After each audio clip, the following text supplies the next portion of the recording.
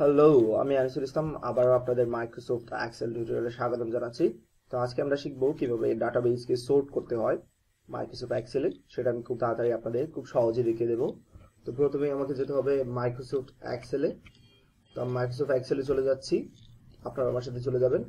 এখানে দেখতে পাচ্ছেন নেম নামে একটা কলাম, এইজ এবং সিজিপিএ অর্থাৎ রেজাল্টের জন্য এই তিনটে কলাম আমি তৈরি করে রেখেছি।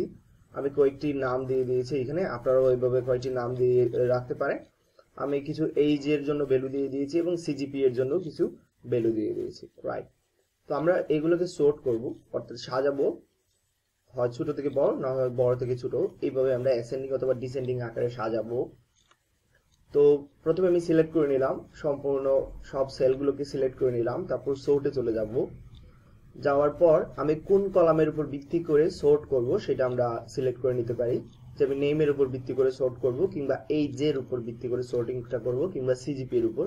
তো এখান থেকে কলাম থেকে যে কোনো একটা সিলেক্ট করে নিতে পারেন। আমি নেমটা সিলেক্ট করে নিয়েছি, লক্ষ্য রাখবেন এখানে নেম সবার আগে পিঙ্কি, তারপর আনিসুল ইসলাম এরকম দেওয়া আছে, লক্ষ্য রাখবেন এইদিকে। তো অর্ডার আপনি চাইলে এ থেকে জেড পর্যন্ত কিংবা জেড থেকে এ পর্যন্ত। এখানে দেখতে পাচ্ছেন প্রত্যেকটা নামের প্রথম অক্ষর দিকে লক্ষ্য রাখুন, প্রথমে পি, তারপর এ, তারপর এস।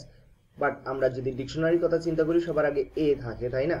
তারপরে এখানে কোন কোন নামের প্রথম অক্ষরটা থাকতে পারে, এফ থাকতে পারে, তারপর কি থাকতে পারে, পি থাকতে পারে, তারপর আর, তারপর এস, এরকম থাকতে পারে, তাই না? তাহলে আমি এ থেকে জেড পর্যন্ত সিরিয়ালে দেখতে চাইতেছি ডিকশনারি আকারে, তাহলে ওকে দেবো। তাহলে দেখুন সর্বপ্রথম যে অক্ষরটা দেখতে পাচ্ছি নামের এ, তারপর এফ, তারপর পি, আর, এস, টি। তো এইভাবে আমরা চাইলে সাজিয়ে নিতে পারি। আমি আরেকবার সর্টিং করতেছি। তো আমরা চাচ্ছি এবার জেড থেকে এ পর্যন্ত উল্টো দিকে দেখার চেষ্টা করতেছি। ওকে, তাহলে দেখুন সবার শেষের অক্ষরটা এখন প্রথম, ডিকশনারি সবার শেষের অক্ষরটা প্রথম চলে আসছে। এখানে টি, তারপর এস, তারপর আর, তারপর পি, এফ, এ, এইভাবে।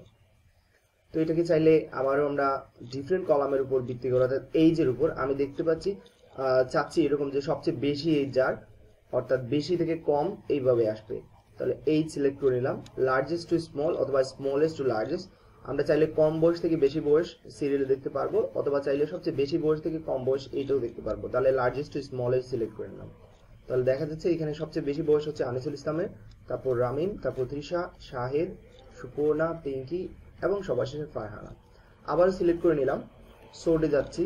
আরেকটা বিষয় লক্ষ্য রাখবেন, আমরা কিন্তু এখানে মাই ডাটা হ্যাজ হেডার দিয়ে দিলাম, আদারওয়াইজ এই যে নেম, এই সিজিবি সেগুলো সর্ট হয়ে যাবে, আমাদের হেডারটা আমরা সর্ট করবো না। এই জন্য এখানে ক্লিক দিয়ে দিলাম, যদি না থাকে তাহলে সেটা সিলেক্ট করে নেবেন, মাই ডাটা হ্যাজ হেডার্স, রাইট। এবার আমরা সিজিপি এর উপর ভিত্তি করেও চাইলে সর্টিং করতে পারি। আমি চাচ্ছি যে সবচেয়ে বেশি রেজাল্ট যার তারটা আগে দেখবো, অর্থাৎ লার্জেস্ট টু স্মলেস্ট। ওকে, তাহলে দেখতে পাচ্ছেন এখানে সবগুলো ভ্যালু সবচেয়ে বেশি এইটা, তারপর এইটা রেজাল্ট, তারপর এইটা, তারপর এইটা, এইভাবে সর্টিং করে দিয়ে দিয়েছে। তো আজকে লেকচার ভিডিও এতটুকু থাকবে। ভালো থাকুন, সুস্থ থাকুন, আল্লাহ।